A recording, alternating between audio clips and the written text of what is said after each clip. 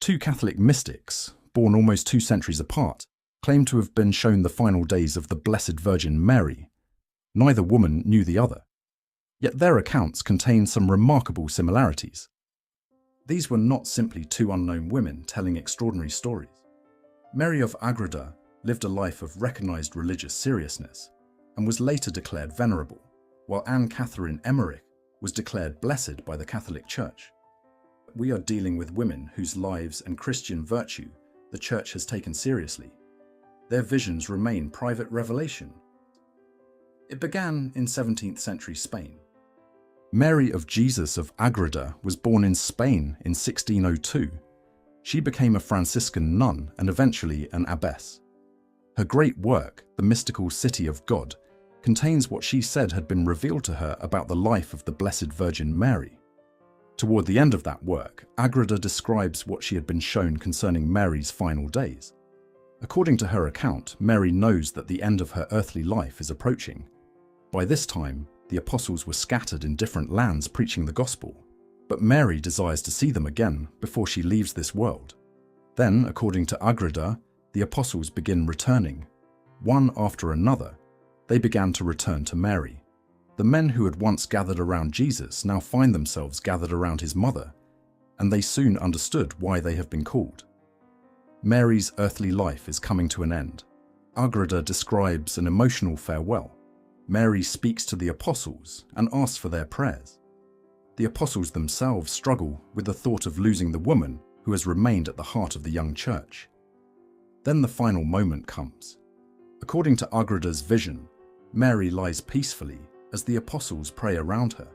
Her attention is fixed completely upon God, and her earthly life comes to an end. Agreda then describes the apostles preparing Mary's body for burial. In her account, they carry her body in procession and place it inside a tomb. But Mary's body does not remain there. Agreda describes Christ himself coming with the heavenly court. Mary's soul is reunited with her body. Her body is glorified, and she is taken body and soul into heaven. Later, in Agreda's account, the apostles return to the tomb. Mary's body is no longer there. That is the mystical account given by Venerable Mary of Agreda. But Agreda dies in 1665. More than a century later, another Catholic woman is born hundreds of miles away in Germany, and she too will claim to have been shown the final days of the Mother of God. The German-born Anne Catherine Emmerich, an Augustinian nun who spent the last years of her life seriously ill and largely confined to bed, reported visions of events in the lives of Jesus and the Blessed Virgin Mary. In Emmerich's account, Mary spends her final years near Ephesus, under the care of St. John the Apostle. She describes Mary's home as simple and secluded. Nearby, Mary has marked out places where she regularly walks and prays while remembering the passion of her Son. She stops at different points to recall his suffering on the road to Calvary. As the end of Mary's life approaches, Emmerich says Mary becomes increasingly weak. During one of these walks, she can barely complete the route. Then the apostles begin to arrive. According to Emmerich, they have been scattered in different places preaching the gospel when they receive a supernatural summons to return to Mary. Peter arrives. Other apostles follow. John is already with her. Soon Mary's small home is filled with the men who had followed her Son. Emmerich says Peter celebrates the sacred mysteries there, and Mary receives Holy Communion. The apostles gather around her as her condition worsens. Mary speaks to them and blesses them. Then, according to Emmerich's vision, Mary dies peacefully. The apostles prepare her body and carry it to a rock-cut tomb. They enter the burial chamber, pray beside her, and eventually close the entrance. That night, Emmerich says she sees a brilliant light over the tomb. She describes Christ appearing with angels and the soul of Mary descending with him. Mary's soul is reunited with her body. Then Mary's glorified body rises from the tomb and is taken into heaven. The apostles did not witness this as Emmerich says she does. According to her account, Thomas arrives after Mary's burial and is devastated that he has come too late. He wants to see her, so the apostles return to the tomb. They open it. Mary's body is gone. Emmerich is describing a vision reported in the 19th century. Mary of Agreda gives her account in the 17th. But neither woman originated the Catholic belief that Mary's body was taken into heaven. By the time either of them was born, Christians had already been celebrating Mary's Dormition and Assumption for centuries. Earlier in the 8th century, a father of the Church, John Damascene, had taught extensively about Mary's incorruptibility. To understand how much older belief in Mary's Assumption is, we have to go back to the 8th century. St. John Damascene was a priest, theologian and monk who became one of the great fathers and doctors of the Church.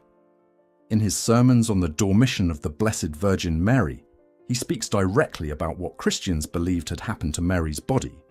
John says Mary was laid in a tomb, but he teaches that her body did not remain there or undergo corruption.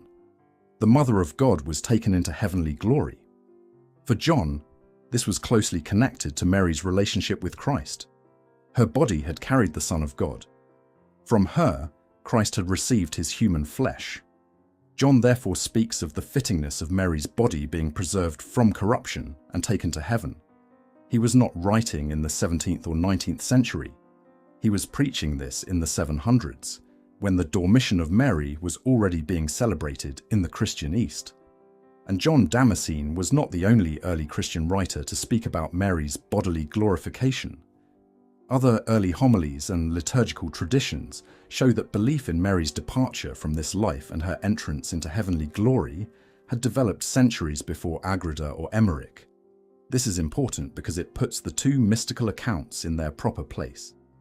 Mary of Agreda did not introduce Catholics to the Assumption, and neither did Anne Catherine Emmerich introduce the notion of the Assumption to Catholics. They came many centuries later. In fact, when Pope Pius XII eventually defined the Assumption as a dogma in 1950, he specifically cited St. John Damascene among the ancient witnesses to the Church's belief. That brings us to Rome on November 1st, 1950. By the 20th century, the Assumption had been celebrated by Catholics for centuries. Then on November 1st, 1950, Pope Pius XII issued the Apostolic Constitution Munificentissimus Deus. Before making the definition, Pius XII had consulted the bishops of the Catholic Church throughout the world.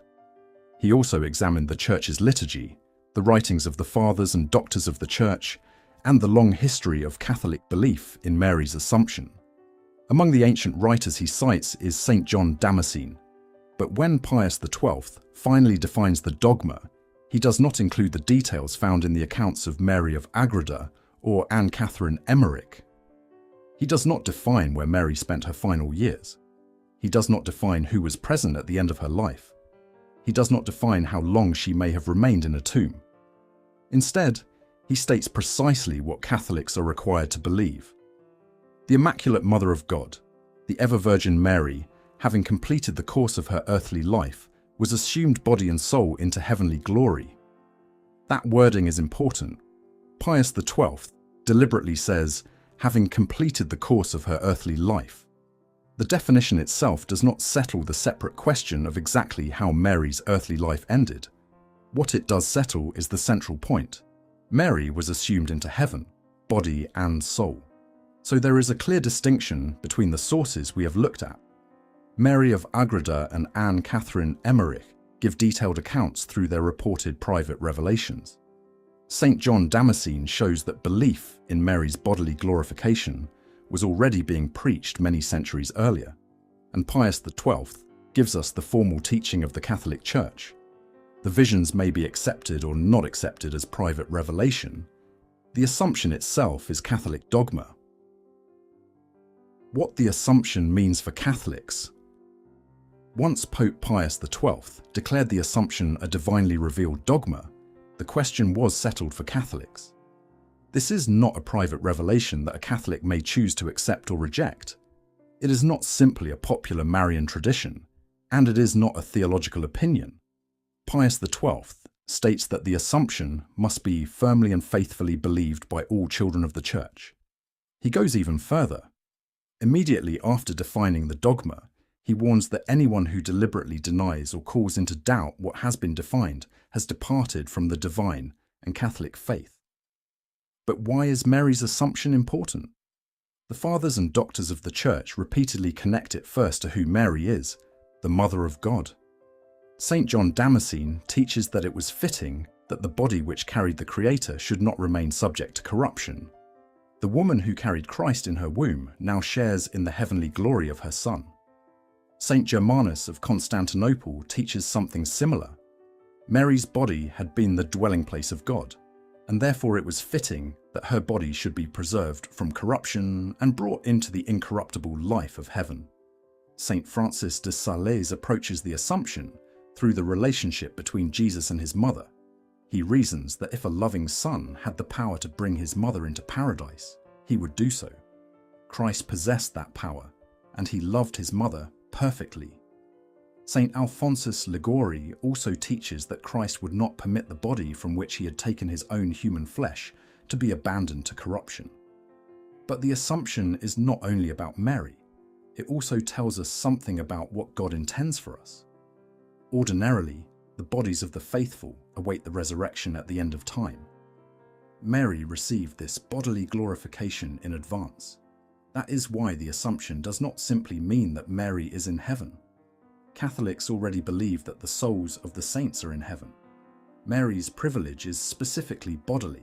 She is in heavenly glory, body and soul, and this points directly toward the Christian belief in the resurrection of the body. Pius XII taught that Mary's Assumption should strengthen Christian belief in our own resurrection. He also taught that it shows us the extraordinary destiny for which both the human body and soul were created. The human body is not disposable. Death does not have the final victory. Christ came to redeem the whole human person. Mary already possesses, through a unique privilege of God, the bodily glory that the faithful still await. Mary of Agreda and Blessed Anne, Catherine Emmerich, give us their reported mystical accounts of how Mary's final days may have unfolded. St. John Damascene and the other fathers show us that belief in Mary's bodily glorification reaches far back into the life and worship of the Church, and Pope Pius XII tells Catholics exactly where the matter stands. The Blessed Virgin Mary, having completed the course of her earthly life, was assumed body and soul into heavenly glory. For a Catholic, the Assumption is not speculation. It is not optional. It is not a teaching that we are free to accept or reject.